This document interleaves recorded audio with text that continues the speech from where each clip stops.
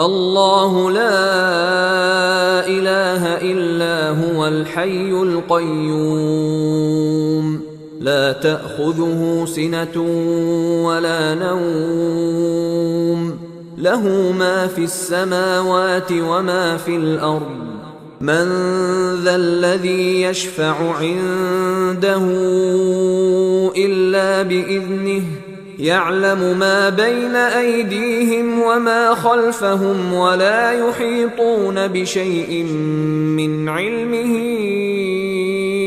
إلا بما شاء وسع كرسيه السماوات والأرض ولا يؤوده حفظهما وهو العلي العظيم.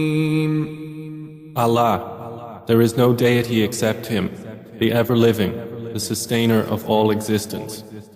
Neither drowsiness overtakes Him nor sleep. To Him belongs whatever is in the heavens and whatever is on earth. Who is it that can intercede with Him except by His permission? He knows what is before them and what will be after them, and they encompass not a thing of His knowledge except for what He wills.